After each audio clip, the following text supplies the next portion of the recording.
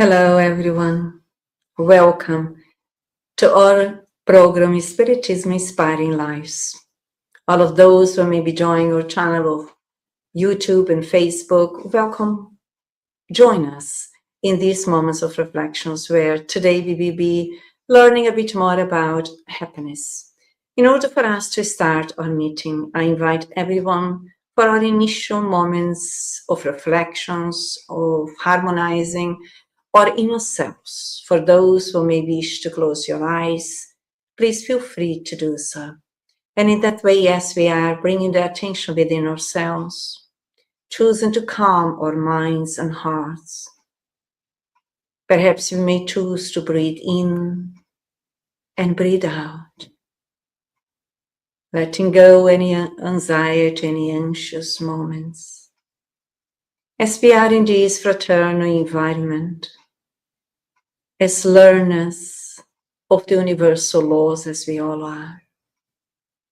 And in this moment of introspection, harmonization, relaxation, we may start by saying thank you for the creator of everything and everyone, for all the love that he dedicates to every and each one of us, ourselves and all of those in his spirit who are with us too. Every moment is a precious moment for us to add a bit more of understanding, renewing our old belief systems, embracing the universal laws that invite us all to learn to look within, to accept ourselves, and also to develop the ability to reasoning from a rational perspective so that we can choose gradually to develop real happiness within and also perhaps favor it around us. And in that way, connected with the inner peace, the inner harmony, and connected in that way towards each other as brothers and sisters in humanity, we start our study today. So in that way, we are then starting today our reflections in the program Spiritism Inspiring Lives with the theme Happiness. And in order to facilitate this theme for us, we have the pleasure to have with us Cristiane Pereira, who is a member of the Spiritist Psychological Society. So welcome, Cristiane. And in that way, we also now pass it on to you and learn with you and all of us who are here, Andrea, Priscilla, and all of those who may be joining. Okay. Good evening, everyone. Thank you for the opportunity to be here. And today we are going to reflect on a question that every human being asks at some point. What does it mean to be happy? So moving on to the next slide, I've used some of the resources to base our reflections on. The Gospel according to Spiritism, written by Allan Kardec, the Spiritist book by Allan Kardec as well, Heaven and Hell by Allan Kardec, and also some reflections from In Search of Happiness through a Spiritist blog. So on a scale of 1 to 10, how happy are you?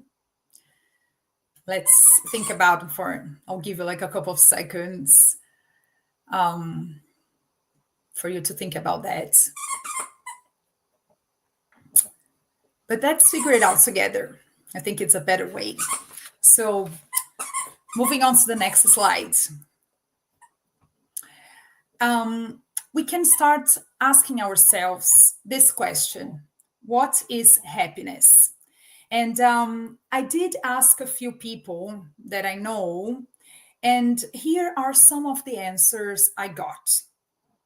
Some of them said that happiness is having a house, have a family, have friends, have a job, have a car. Some people answer me that they just want to be happy, but they don't know how to achieve that. So, moving on to the next slide. The idea of happiness, which I'm going to talk about now, is happiness in the modern world. So, the idea of happiness has been diverted over the years by an elusive fairy tale of constant pleasure and satisfaction with life. You don't have to look far on social media to come across a wave of posts telling you to be positive, stay happy, eliminate negativity from your life. We are given the impression in the modern world that happiness is the norm, and anything outside of that could be a mental health problem. And we are also sold the idea that if we can achieve material wealth, happiness will arrive and stick around. Buying into the idea that happiness means constant positivity can leave us believing we have failed when we feel down. We feel like we are getting something wrong. And moving on, this reflection I got from the Gospel according to Spiritism. And on this chapter 5, this chapter explores the spiritual meaning of suffering, trials, and afflictions in our lives. So it's interesting that the spirits, they said, man is incessantly in search of happiness, which escapes him at every moment because pure happiness does not exist on earth. However, despite the hardships that inevitably accompany this life, he could at least enjoy a relative happiness. But he seeks it in perishable things, subject to the same hardships that is in material pleasures, rather than in the joys of the soul, which are a foretaste of the imperishable heavenly joys. Instead of seeking peace of heart, the only true happiness in this world, he eagerly pursues everything that unsettles and disturbs him, creating torments that only he has the power to avoid. Moving on the same chapter, this chapter 1, which is the first chapter of the Spirit's book. Sorry, we are in a different book now. So on the chapter 1 of the Spirit's book, and this chapter is part of the part 4 of the book, which is titled Hopes and Consolations. And in this section of the Spirit's book, Kardec will address the purpose of earthly life, the reasons for suffering, and the hope offered by spiritual progress and the afterlife. So, on question 933, let's see what the Spirit said to us. Much of the unhappiness people feel is the result of the undue importance they attach to the things of this world. Vanity, ambition, and greed make up a huge part of their misfortunes. If people place their goals beyond the narrow circle of physical life, raising their thoughts towards an infinite that is their destiny, then the difficulties of human life seem petty and foolish, like a broken toy over which a child weeps inconsolably. Those who find their happiness only in the satisfaction of pride and gross material passions are unhappy when they cannot satisfy them.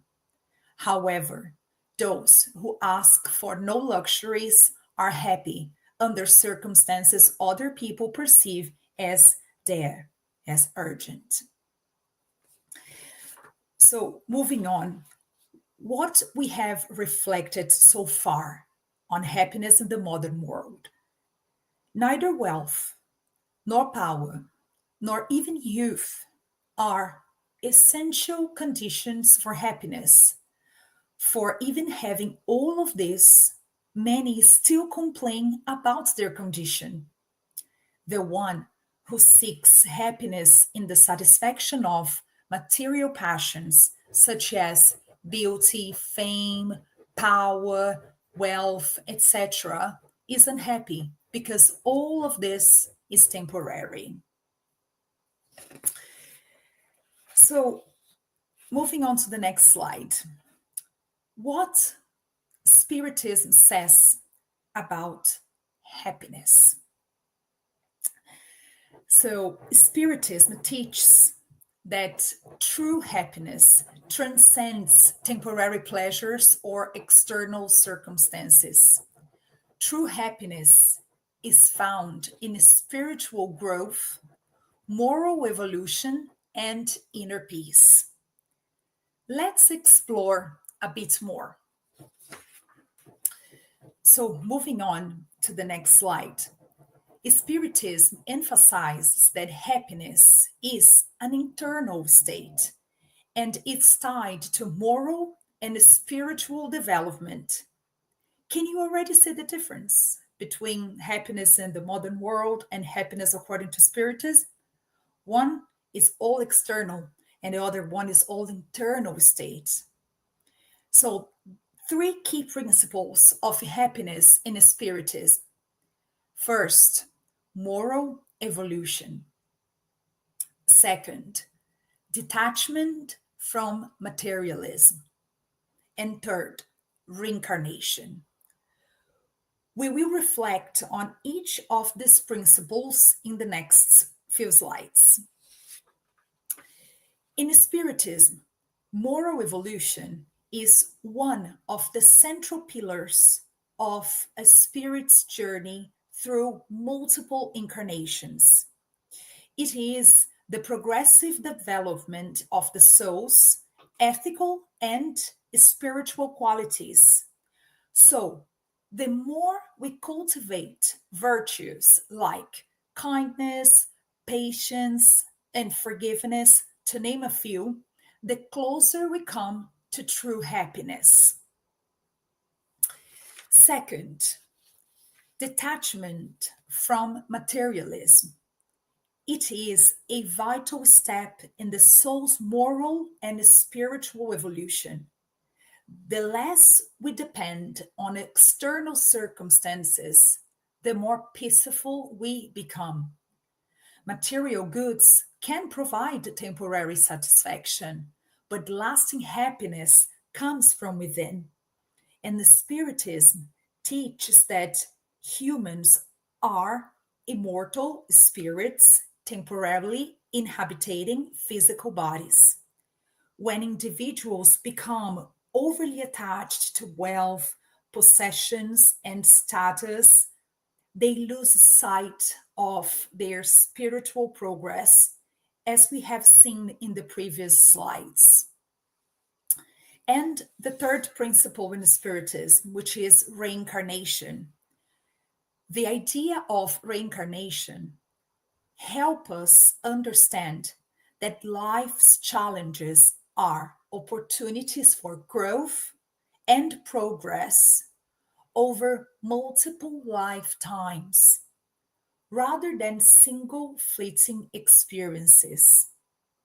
Reincarnation is a God's loving mechanism for spiritual growth, moral improvement, and the fulfillment of divine justice. Spirits evolve gradually with infinite chances of learn and grow through multiple incarnations. So, moving on, the ultimate goal of all spirits is to attain perfection, which will lead to complete happiness. However, to reach this goal, reincarnation is necessary so that intelligence and morality can develop through effort. Happiness is directly proportional to the progress achieved. In other words, the more evolved the spirit, the happier it is. So the next slide, it is a quote from the book Heaven and Hell by Allan Kardec. Complete happiness is shared only by perfect spirits, or rather, by pure spirits, who attain it only after having progressed in both intelligence and morality.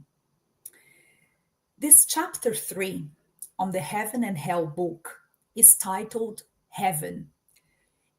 In this chapter, Allan Kardec discusses the Spiritist understanding of heaven, not as a fixed physical place, but as a state of spiritual happiness and harmony attained by morally advanced spirits. And the happiness of good spirits lies in knowing all things, feeling neither hatred, not jealousy, nor envy, nor ambition, nor any of the passions that bring suffering to mankind. The love that unites the pure spirits is the source of supreme happiness. They do not experience needs, suffering, or the anguish of material life. However, their happiness does not consist of permanent rest. No, for that would be a useless and selfish existence. The good spirits are the messengers of God. They fulfill great missions, guide all spirits inferior to them, and assist in their journey toward perfection. So, this is what this simple quote wants to tell us about complete happiness, which is only shared by perfect spirits. So, moving on, at this point, you might be wondering if can we experience happiness on earth? Because you might think, I am not a pure spirit yet. I have a lot of imperfections. Can I be happy where I am today? Let's find out what the spirits say about this. So, Allan Kardec also wanted to know about it. And on the Spirits book, in that same chapter 1, on part 4, which is entitled Earthly Joys and Sorrows within part 4, Allan Kardec asked the spirits, can human beings enjoy perfect happiness on earth? In some books, you will read, instead of perfect happiness, you will also find complete happiness.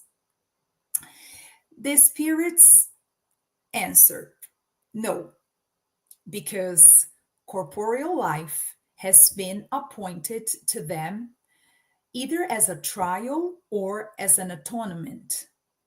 People must reduce their misfortunes themselves and make their lives as happy as possible while on earth. So this is the question 920 on the Spirit's book.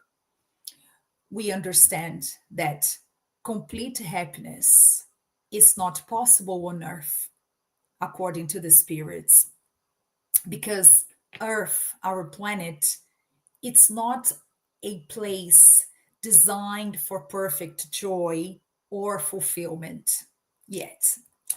there is a spiritual purpose for each of us to be here again, which is to keep making progress. Let's carry on to the next question, which is the question 921. So, based on that 920 question, Allan Kardec asked, we understand that human beings will be happy on earth when the human race has been transformed. Meanwhile, can people ensure a moderate amount of happiness for themselves?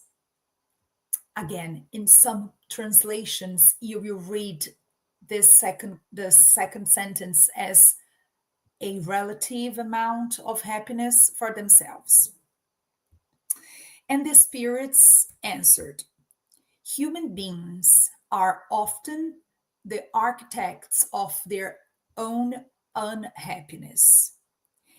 If they obey God's laws, they spare themselves much sorrow and also secure all the happiness corresponding with the human condition.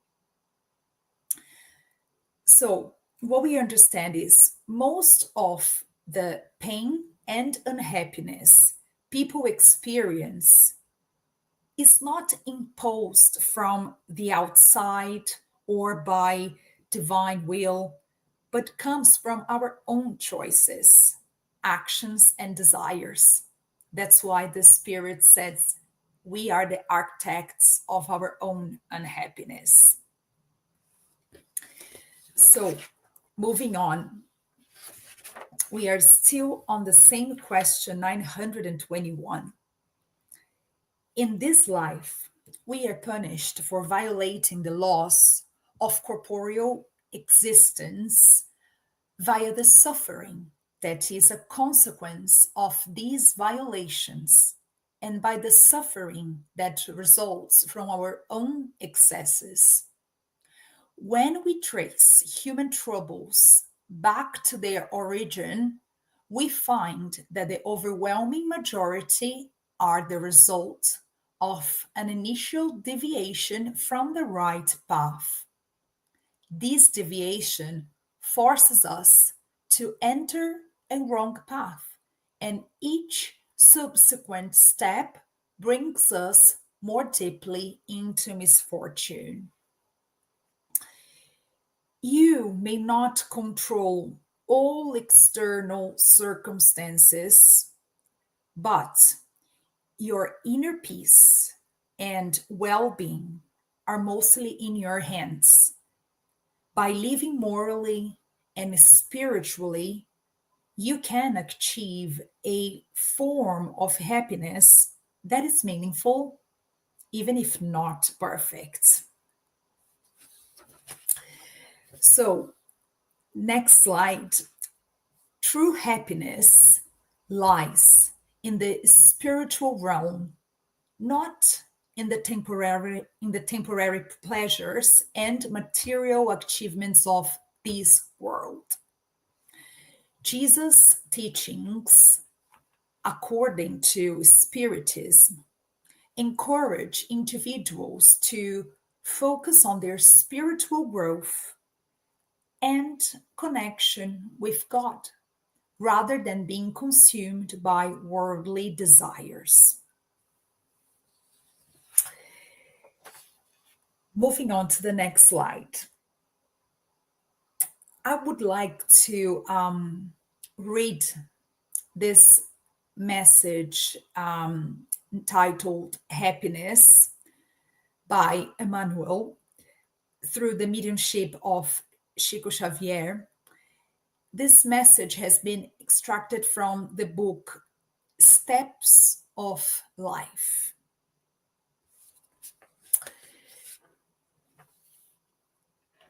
Because I think this message summarizes pretty much what we have been discussing so far. And Emmanuel, as we know very much, he has the power of use the right words with the right emotion, and I think it's perfect for our reflection today.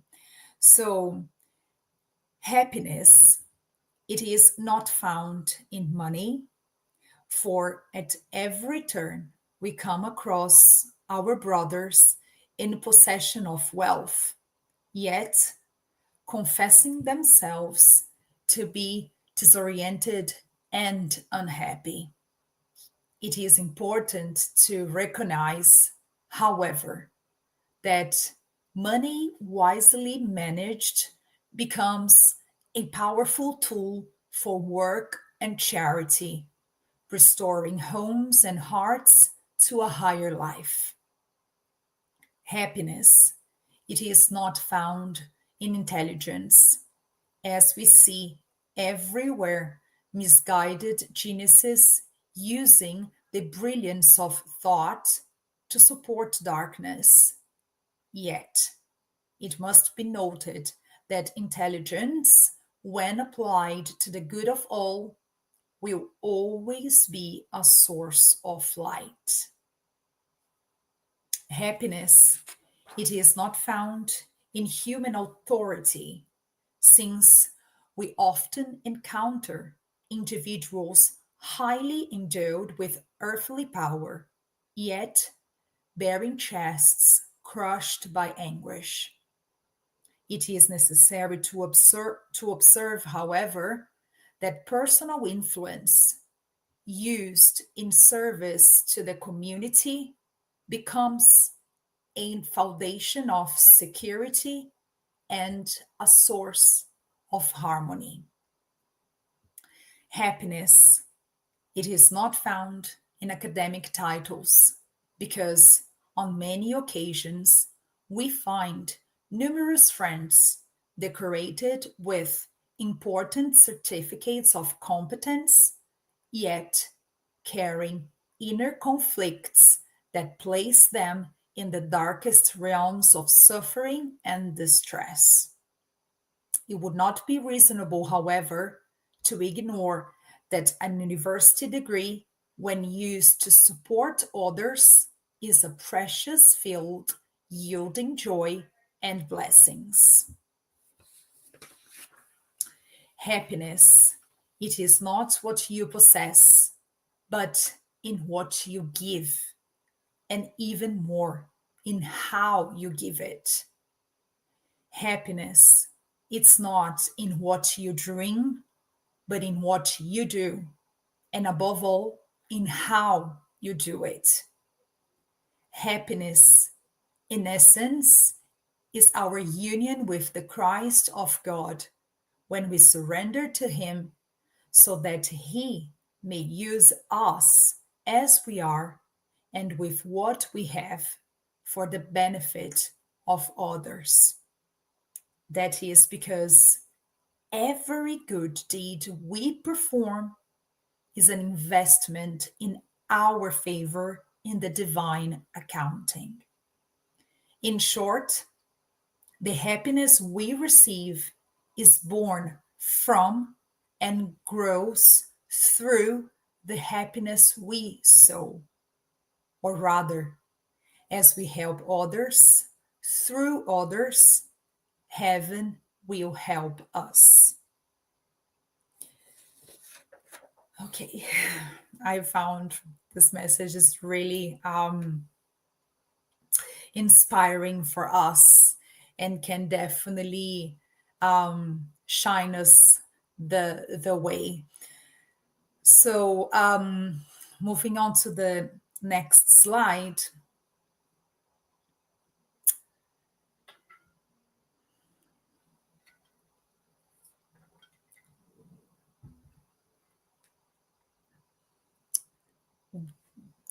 This one, exactly. So far, yeah.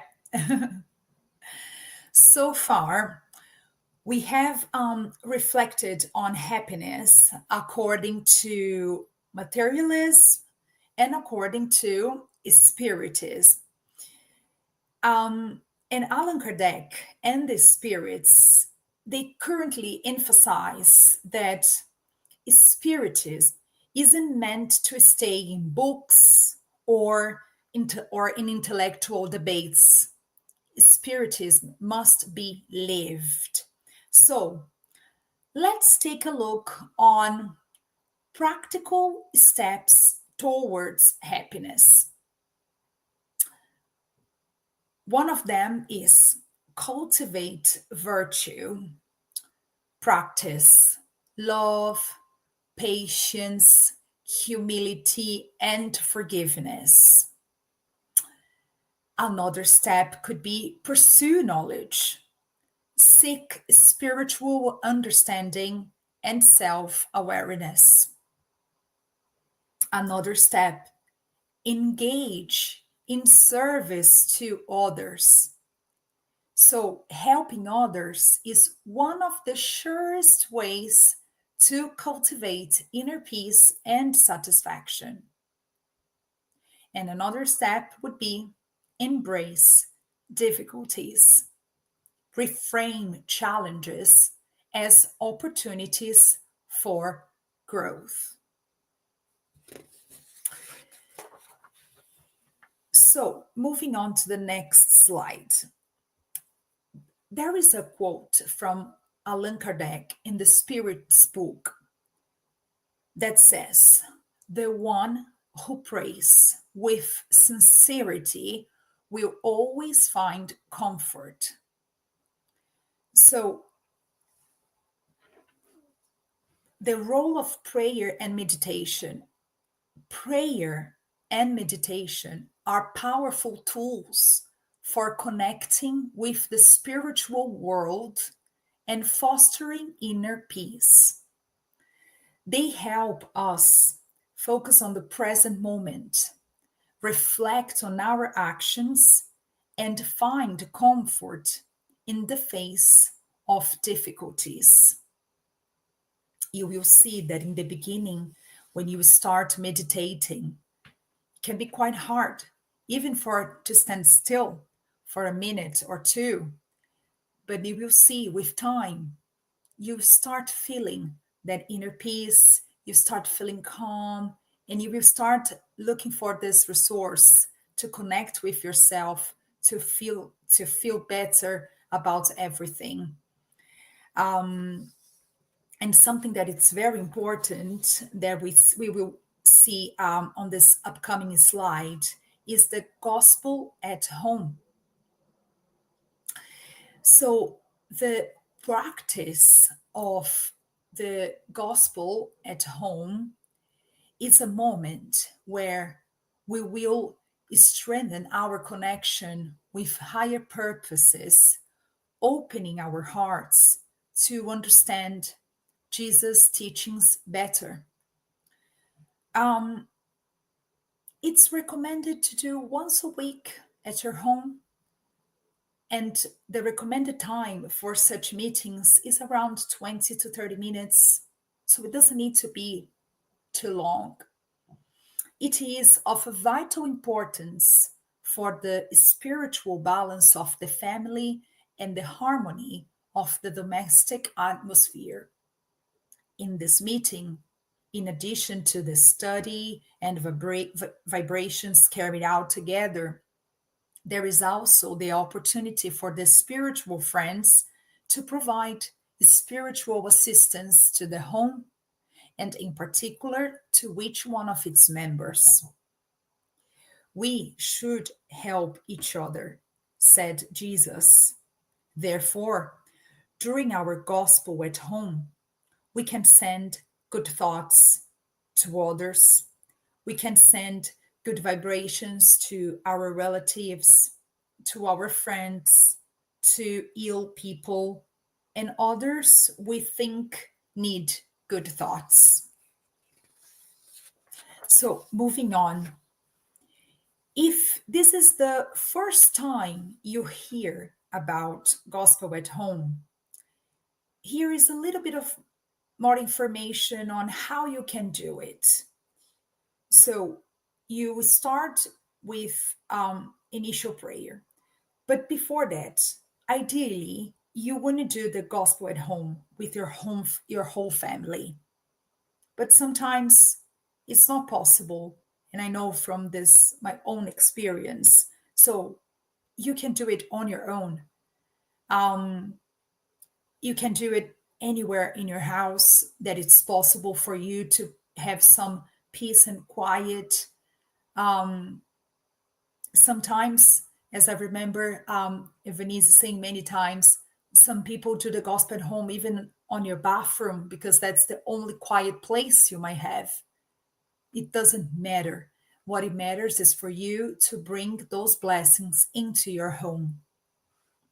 So you can start with a initial prayer, which should be simple, objective, asking God and the good spirits for blessings of peace and happiness. Then you will be reading and commenting. So you will get a page, you open a random page on the gospel according to Spiritism. And it's very important that after you read that, everybody actively participate with comments, contributing to enhance the subject and to enrich the lesson. And of course, it's all age appropriate, because sometimes you will have your little ones, so you will need to find your right words to involve them in the discussions as well. Then you will do vibrations, and it's the prayer for the home, relatives, friends, for incarnates and disincarnates. We pray for our planet and for everyone in need. And then we do a closing prayer, which also should be simple, clear, expressing gratitude to God, Jesus, and the spiritual friends for the blessings of the study and the lesson. So, this is just a little something for you to start practicing that gospel at home. So, moving on to the next slide.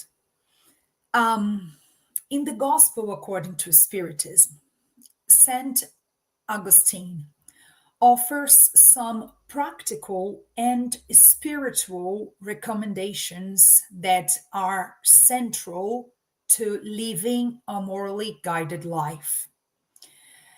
It's in the chapter 17, if you want to explore more. It calls the virtue of the moral person.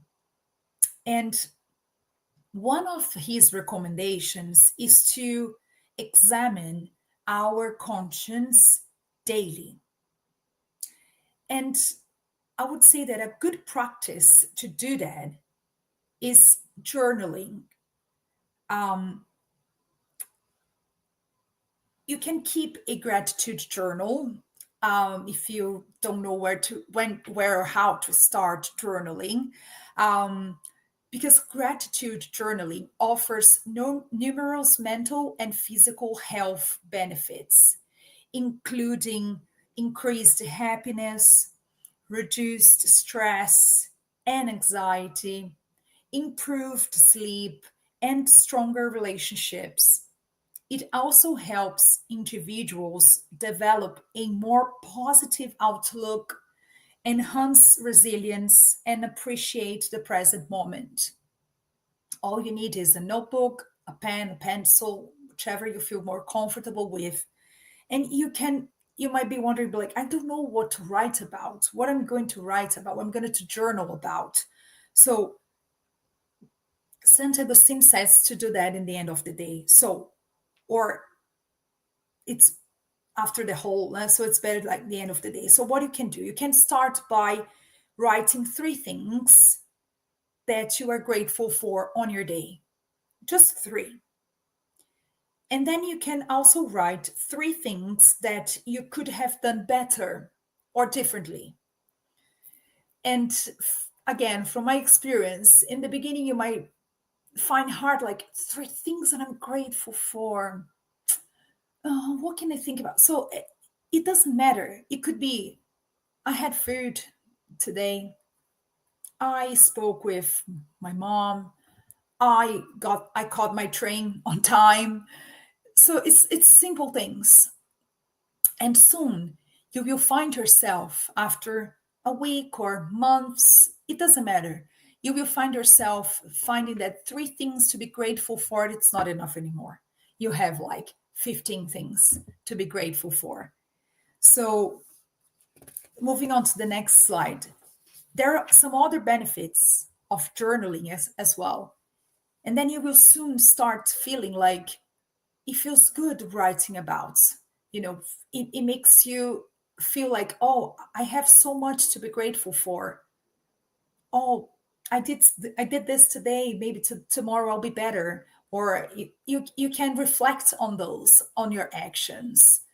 So some other benefits about journaling: increased self-awareness, because when you journal about gratitude, allows you to reflect on personal strengths and achievements, um, enhanced goal setting. So reflecting on past accomplishments can inspire individuals to set and achieve future goals. So, like today, you said you were grateful because you baked a cake, and one of the things they could have done better, oh, maybe it wasn't too good, it didn't taste too well, so tomorrow you can do better, so it's simple things. Journaling can also increase motivation. So gratitude journaling can help individuals feel more motivated and productive by focusing on positive aspects of their lives. Okay, so another thing that we can do, another practical step toward happiness, is helping others. Studies have found that acts of kindness are linked to increased feelings of well being. Helping others can also improve our support networks and encourage us to be more active. This, in turn, can improve our self esteem. There is some evidence to suggest that when we help others, it can promote changes in the brain that are linked with happiness. Being aware of our own acts of kindness, as well as the things we are grateful for, can increase feelings of happiness, optimism, and satisfaction. Doing good may help you to have a more positive outlook about your own circumstances. And the more you do for others, the more you do for yourself.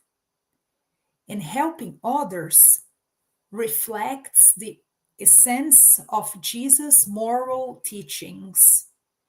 To help someone is to love them actively through service, listening, comforting, teaching, or simply being present.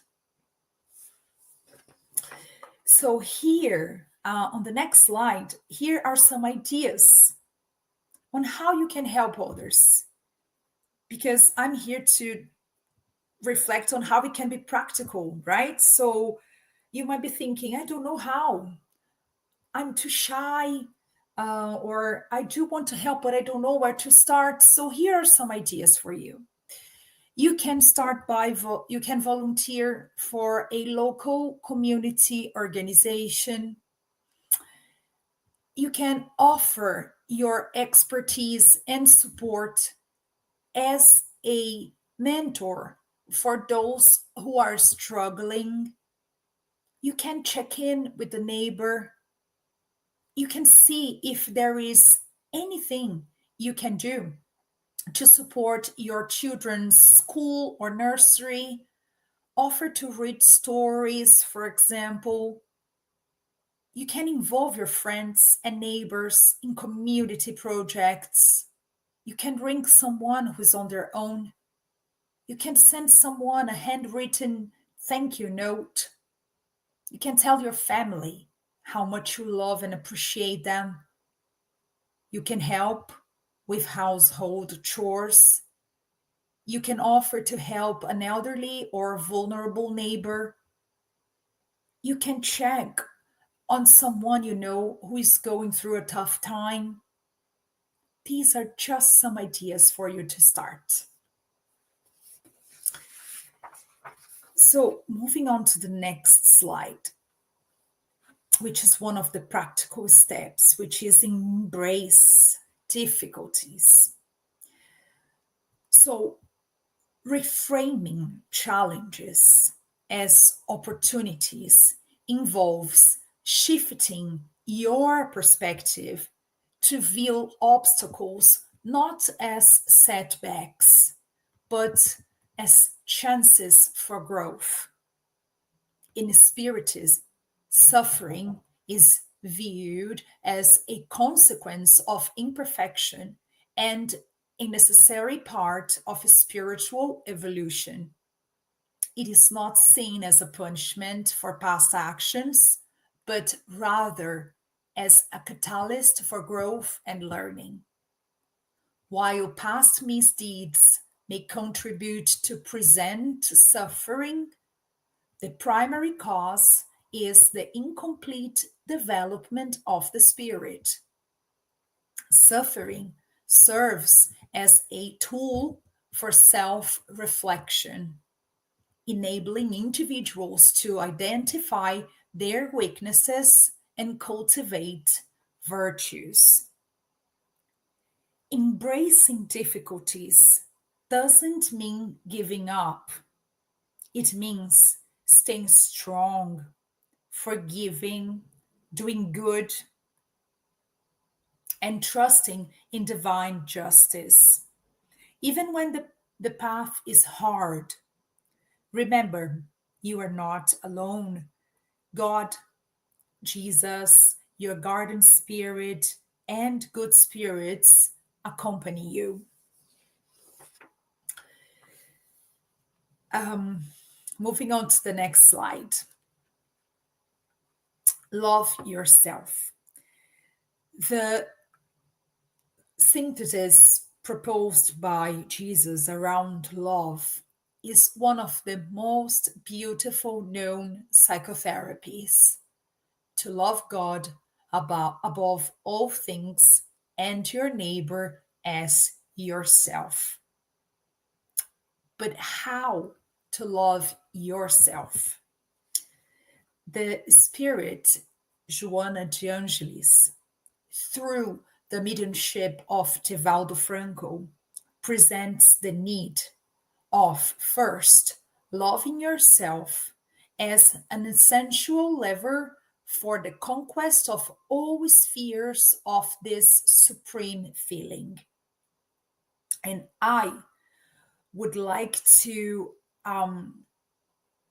read a message from Joana de Angelis from the book Love, Unbeatable Love.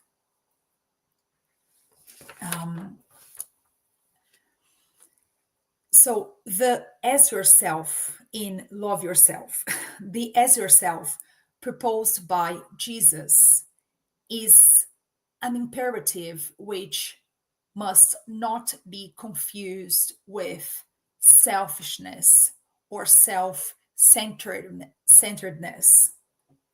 Loving yourself means respect and right to life, the happiness that each individual has and deserves. It is about a love that preserves peace, the devotion to healthy habits and moral, spiritual, and intellectual cares to yourself. It is to always make the best choices for yourself, seeing yourself as an immortal spirit, and never fail to respect, obviously, the common good. When I choose to love my family more, dedicating myself entirely to relationships, cultivating peace and tolerance, I am loving myself. When I choose to forgive and not take the weight of a heartbreak with me, I am loving myself. When I choose to learn, seeking intellectual refinement in the areas of knowledge of my interest, I am loving myself. When I accept myself as I am and see in my imperfections as temporary situations, once I make efforts to correct my mistakes, I am loving myself. When I dedicate myself daily to the examination of my conscience, to meditation, to self-knowledge, I am giving proofs of the love for myself. They are examples of attitudes, thoughts, and feelings that elevate our self-esteem. That is this judgment that we make of ourselves and push us forward to our happiness. The love for yourself provides a clearer view of who you are, of what you want and do not want for yourself. It is through it that we establish goals for our existence: educational goal, family, social, artistic, economic, and spiritual, thinking of ourselves not only now, but caring for the future. We are all important, unique creatures in the universe who seek happiness through learning to love, to yourself, to the others, and to God. So, love yourself while it is today. And to conclude the conclusion of our reflection, in Spiritism, happiness is not found in the absence of problems, but in the way we face life with faith, love, and inner peace. It teaches us that true happiness is built from within through moral progress, charity, forgiveness, and the certainty that life continues beyond the grave. We may not reach perfect happiness on earth, but we can walk toward it every day by choosing understanding over judgment, compassion over indifference, and spiritual values over material illusions.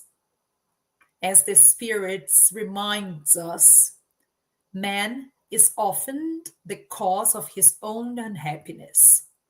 By living according to God's laws, he can experience the greatest happiness earth can offer.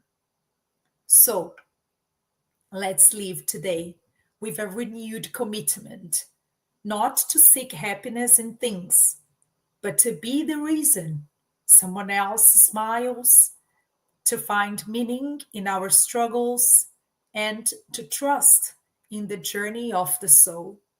Because in the light of Spiritism, every step toward love is a step toward lasting joy. Thank you so much. Thank you very much indeed, Cristiane, for facilitating the reflections for all of us today, helping us to consider our own ways of being happening, the ways that we are finding happiness, and looking within ourselves in a deeper perspective. Thank you very much indeed. And in that way, we are concluding this meeting today, inviting all of you who are with us, gathering with us, so that together we end this reflective movement with prayer. giving thanks to God, the creator of everything and everyone, created us with love in order for all of us to learn to love ourselves, to love others, to love God, to love our lives.